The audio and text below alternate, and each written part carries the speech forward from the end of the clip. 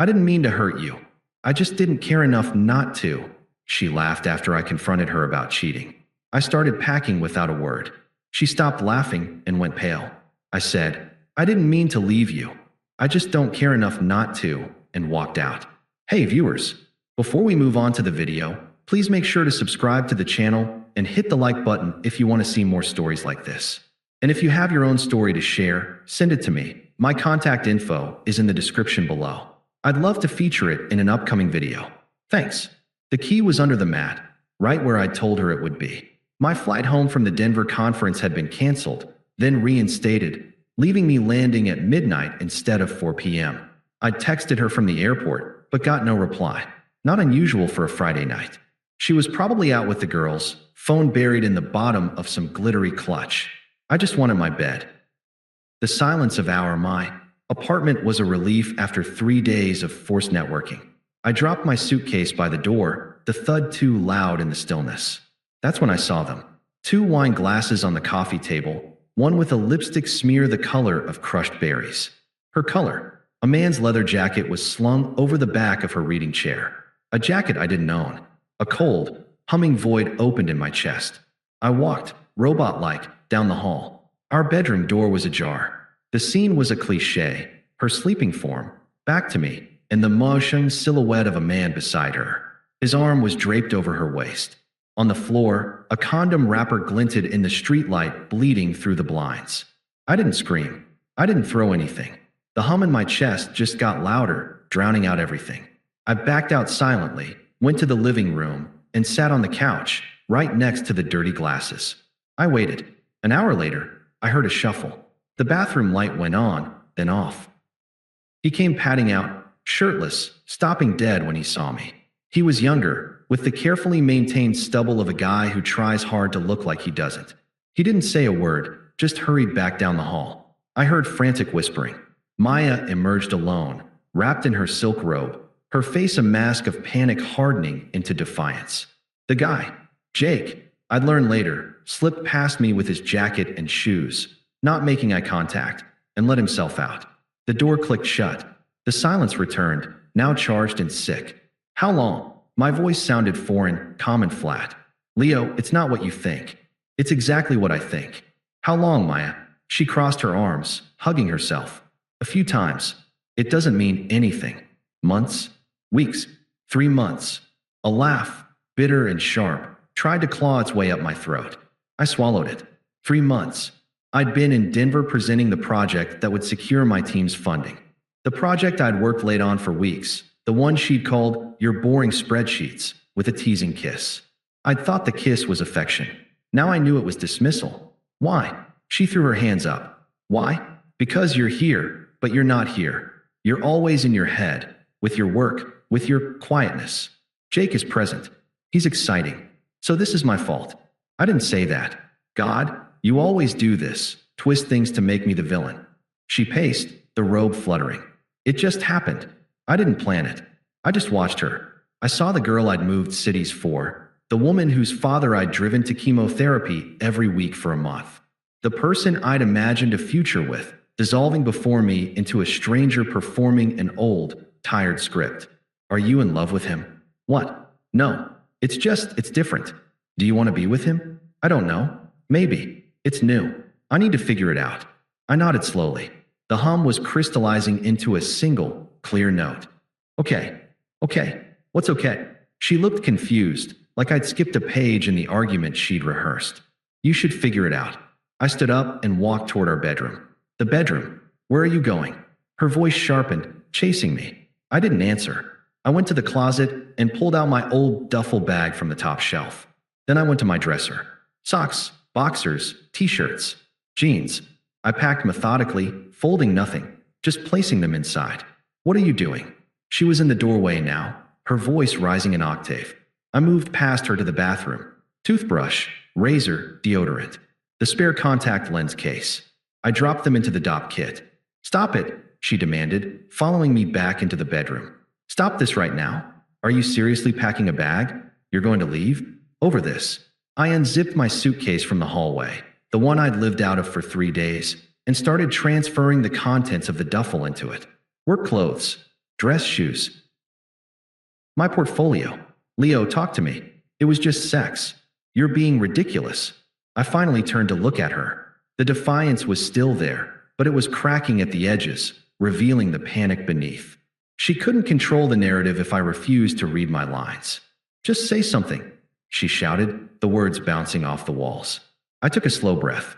The clear note in my head was a command. Do not engage. Just go. I need to understand, I said, my voice still that terrible, even calm.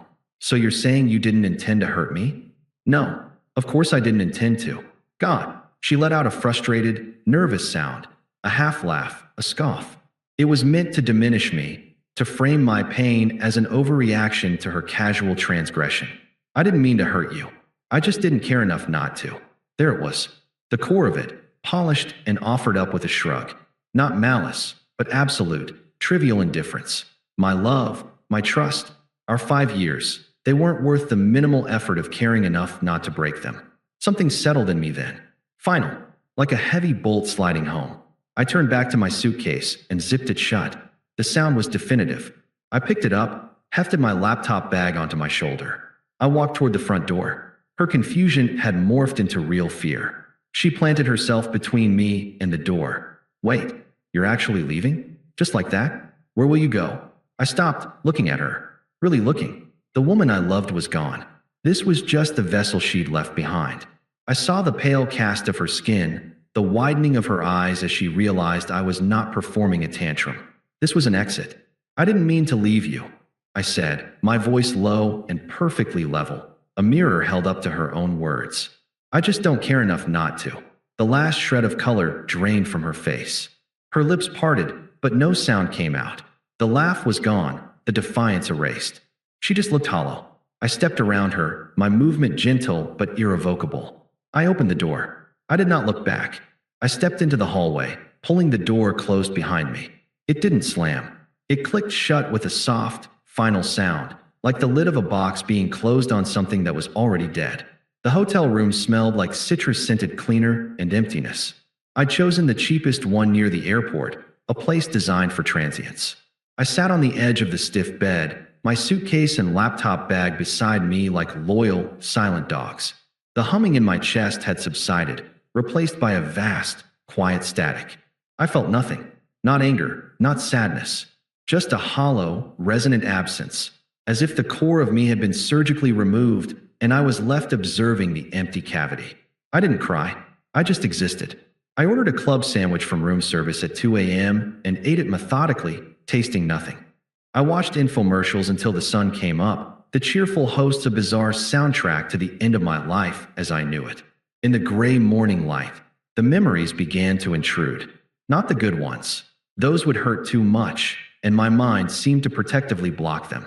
Instead, it offered up a flashback, sharp and unbidden. 2 years ago, Maya, tears streaming down her face, holding the positive test. It wasn't planned. We were scared. I held her, my own heart pounding with a terrifying mix of dread and a strange, budding hope. We'll figure it out, I'd said into her hair. Together. A week later, the miscarriage. She was devastated, a raw nerve of grief. I took 2 weeks off work. I cooked every meal. I held her during the night terrors. I fielded calls from her family. I sat in the bathroom with her while she cried on the floor. When she finally emerged, blinking in the sunlight, she'd squeezed my hand and said, I don't know what I would have done without you. I had let that sentence cement my identity for years. Her protector, her foundation, the one who stayed. Now, in the sterile hotel room, the irony was a cold knife. The one who stayed was the one who had been deemed not present. The foundation was something you built upon until you wanted a different view. Then you left it buried without a second thought. The static in my head began to recede, replaced by a cold, operational clarity. Grief was a luxury. This was now a logistical problem. My phone buzzed. A string of notifications from Maya. Where are you? This is insane. Come home so we can talk like adults. Leo, answer me. You're really going to ghost me? After everything? Fine. Be a child. I didn't block her. Not yet. I opened my banking app. I transferred my half of the last month's bills from our joint account into my personal one. I canceled the automatic payment for our upcoming vacation. the one to Costa Rica I'd been saving for as a surprise for our anniversary. The confirmation email felt like shedding a weight. Then I sent one text. I drafted it 3 times, stripping it of any emotion, any hook she could grab onto. Me. My belongings will be collected from the apartment Tuesday afternoon. Your key will be left with Building Superintendent Lopez. Please have anything you consider yours removed before then. Her reply was instantaneous. Maya, WTF, Leo? You're just giving up? You're not even going to fight for us? This is how little I meant to you? I put the phone face down. That was the last text of hers I would ever read. I methodically went through my social media. I untagged myself. I changed my relationship status to single. I unfollowed her, and then, without drama, I blocked her. On everything. Instagram, Facebook, Twitter, even Spotify. It wasn't an act of anger. It was hygiene, removing a source of infection. Next, the friends. Our mutual circle. I picked 3 I respected the most, and sent nearly identical messages. Me, hey. Just a heads up, Maya and I have split up. It was due to infidelity on her part. I don't wish to discuss the details, but I wanted you to hear it from me. I'm taking some space, but I value your friendship. The responses were a mix of shock, support, and awkward sympathy. I thanked them and didn't engage further. I was building a wall, brick by quiet brick. Tuesday came. I hired a task service through an app. 2 polite, indifferent strangers in matching polo shirts packed the rest of my clothes, my books, my records, the set of chef's knives my father gave me. They put it all in storage unit number 317. They left the key with Super Lopez. The entire operation cost me $389. It was the best money I'd ever spent.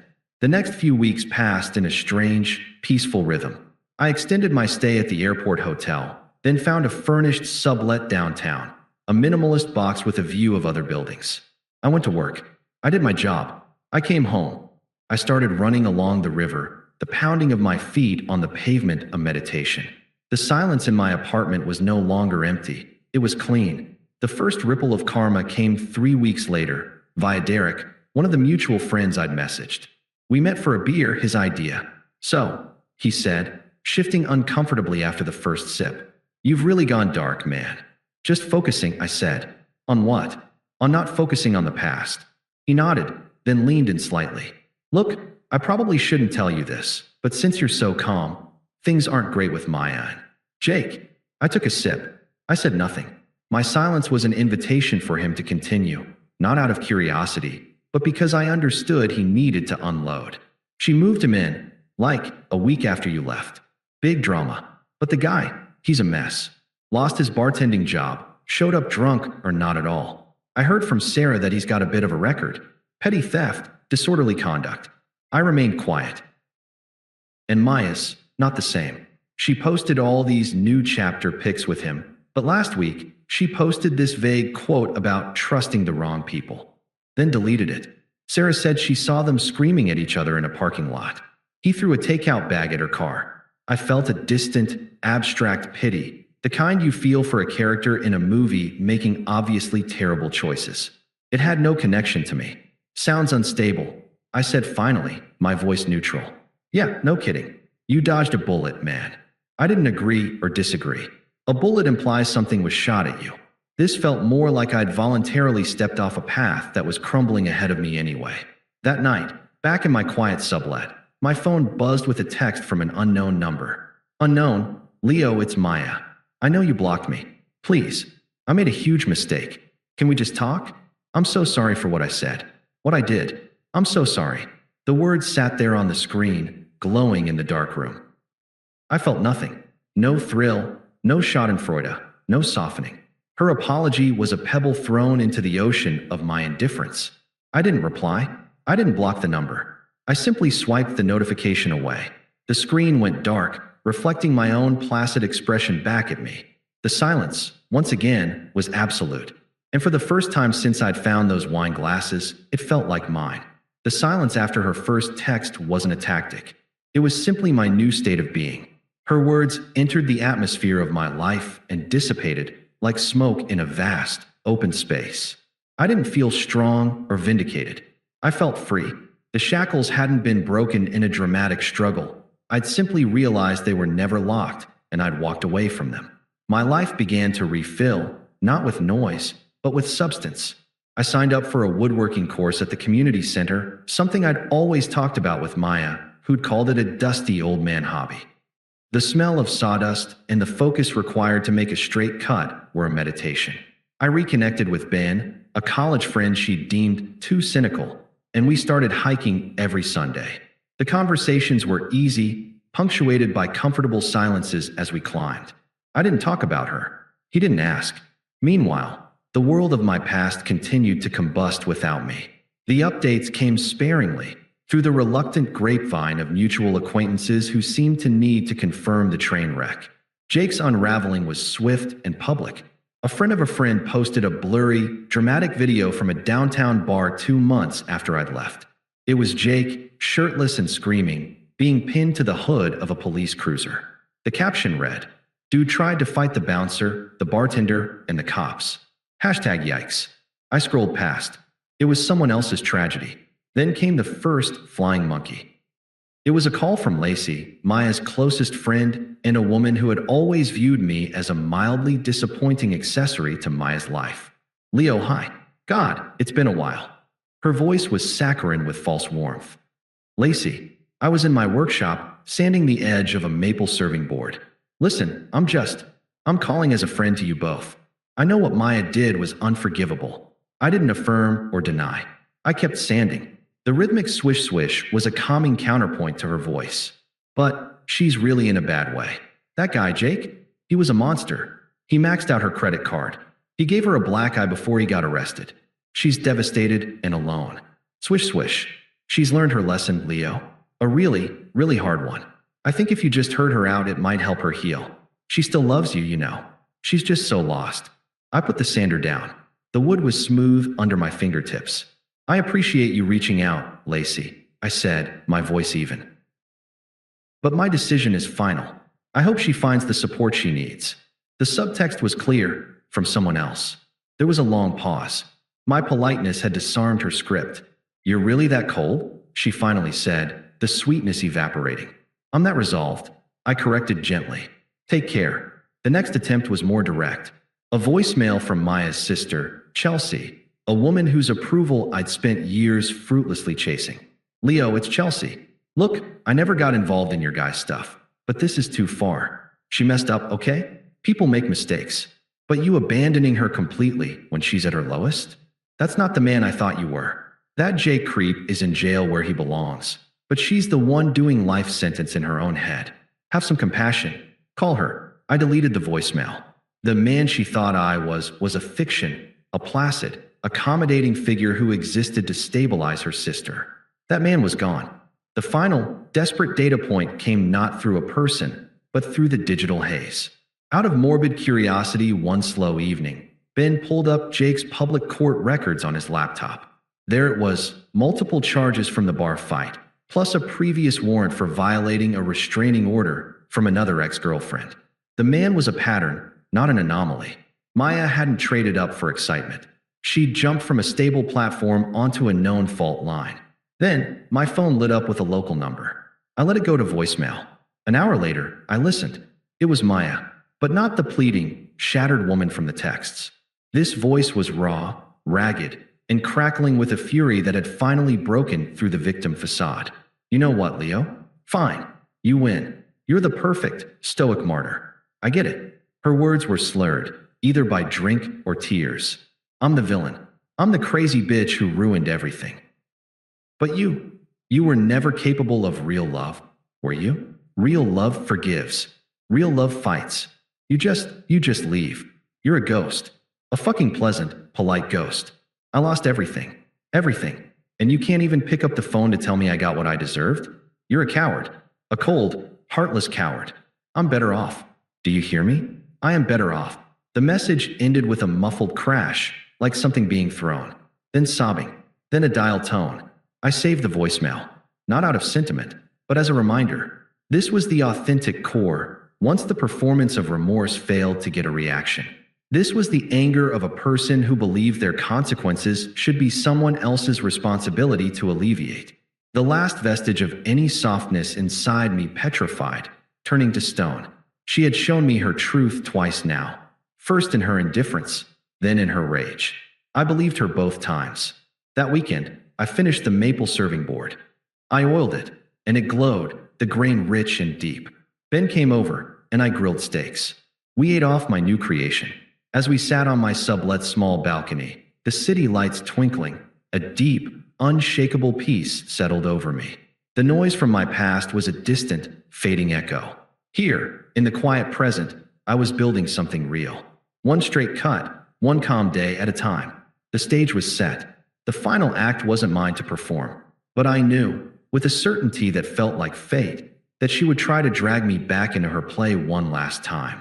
And I knew, with even greater certainty, that I would have no lines left to speak. 6 months to the day after I walked out, I was waiting for a court-to-do at the Grind, a coffee shop near my new office. The sublet was gone. I'd leased a modern, airy apartment with a view of the river and space for a proper workshop. The maple board had been the first of many projects. The silence there was my own, filled with the music I chose or the satisfying quiet of creation. Ben was running late, so I'd ordered first, scrolling idly through architectural plans for a custom bookcase on my phone. I was at peace, not the fragile quiet of the hotel room, but a solid, earned tranquility. The bell on the shop door jingled. I glanced up out of habit. It was Maya. She stood frozen just inside the doorway, silhouetted against the gray afternoon light. She looked diminished. The vibrant, careless woman who'd laughed at my pain was gone. This woman was thinner, her shoulders hunched inside a coat that seemed too big. Her eyes, scanning for a seat, landed on me and widened. A kaleidoscope of emotions twisted her features: shock, hope, a frantic calculation, deep shame. I watched it play out from a distance, as if observing a curious animal. I felt nothing. No pulse spike, no cold flush. Just a mild, observational interest in what she would do next. She walked toward me. My table was by the window, a small two-top. There was no escape route for her, no ambiguous approach. It was a direct line. Leo. Her voice was a scrap of sound, rough from disuse or crying. I gave a single, slow nod. Maya. She flinched at the neutrality. It was worse than hatred. You look really good. It was true. The running and the woodworking had leaned me out. The constant tension she'd brought into my life had evaporated from my face. I looked rested. Thank you, I said, as if she'd complimented a stranger's tie. Can I? Her hand gestured weakly to the empty chair across from me. I'm waiting for a friend. Not a no, not a yes. A simple fact. Just for a second. Please. The please was brittle. I inclined my head, a minute concession. She sat, perching on the edge of the chair like a bird ready to flee. Her hands twisted a napkin from the dispenser. She looked at my hands, my face, my coffee cup, anywhere but directly into my eyes, which held only a calm, unblinking focus. I don't even know where to start. She took a shuddering breath. Everything fell apart. Everything. What I said to you that night. It was the worst thing I've ever said to anyone. It wasn't true. I was trying to hurt you because I felt so guilty. I was a coward. I listened. I didn't nod, didn't encourage, didn't interrupt. I was a lake absorbing a pebble. It sank without a ripple. Jake, he was a con man, an abuser. He took money. He hit me. She said this last part quickly, as if testing it as a key to my sympathy. My expression didn't change. He's in jail now. For a long time, I think. And I'm so alone. My friends, they don't get it. Lacey just says, I told you so. Chelsea is sick of my drama. She gave a wet, pathetic laugh. I'm in therapy now, really doing the work. I am. She finally looked up, her eyes searching mine for a crack, a flicker of the old Leo, the protector, the one who absorbed her pain. She found only a polite, impenetrable surface. I've relived that night 1,000 times, she whispered, tears welling. I was an idiot, a cruel, selfish idiot. I threw away the best thing I ever had because I was bored and stupid and he gave me cheap attention. I am so sorry, Leo. Not just for cheating, for the words, for making you feel like you were nothing. You were everything. The barista called my name. I stood, collected my court-to-do from the counter, and returned to the table. I didn't offer to get her anything. I took a slow sip, the rich bitterness grounding me in the present. This moment, this closure, is there. She gathered her courage, a desperate hope lighting her tear-streaked face. Is there any chance? Even for a coffee, just to talk? Not now, but sometime? I'd understand if you hated me forever, but maybe we could find a way to be civil? Or, I'd take anything. Just a chance to show you I'm not that person anymore. This was her final play. The full vulnerability, the admitted fault, the promise of change. It was a good performance. It might have worked on the old me. I set my cup down with a soft click. I looked at her, really looked, and saw not the ghost of my past love, but a sad, stranded woman who'd burned her own life down and was now smelling smoke on the wind of mine. You told me the truth that night, Maya, I said, my voice low, even, and perfectly clear. You didn't care enough. That wasn't you being cruel. That was you being honest for the first time in a long time. She opened her mouth to protest, but I continued, the steady rhythm of my words a wall she couldn't scale. That truth gave me the clarity I needed to leave. It was the only gift you gave me in those last months. I paused, letting the brutal kindness of that statement settle. I don't mean to hurt you by saying this, but that same truth means I don't care enough to revisit it, to relitigate the past. There's nothing for us to build from. There's only ash. Her face collapsed. The hope guttered out, leaving a hollow despair. So that's it. You don't feel anything. I feel peace, I said. It was the most honest and devastating thing I could have told her. I genuinely hope your therapy helps you find yours. At that moment, Ben pushed through the door, spotting me. He gave a quick wave, his eyes flicking to Maya with brief, neutral recognition before looking back to me, a question in his raise of his brows. I gave him a small, genuine smile, one she hadn't seen in years, and turned back to her for the last time. My friend is here. I have to go. I stood, picking up my coffee. Take care of yourself, Maya. It was the kiss-off of a stranger, a polite, terminal farewell. I walked to the counter to meet Ben. I heard the scrape of her chair, a choked sound. I didn't turn. Ben clapped me on the shoulder. You good, man? Never better, I said, and I meant it. Ready to go? As we walked out into the crisp afternoon, I didn't wonder what she was doing. I didn't feel her stare on my back. I was already gone, had been for months. The man she was begging for no longer existed. He had walked out one night, and in his place stood someone she would never know. Someone who had built a life, piece by steady piece, on a foundation of quiet dignity, far away from the noise of her consequences. The last thread was cut, not with a shout, but with a quiet, definitive truth. And the silence that followed was finally, completely, my own. Thanks for watching. Make sure to subscribe to the channel and hit the like button. What do you think about this story? Share it in the comments.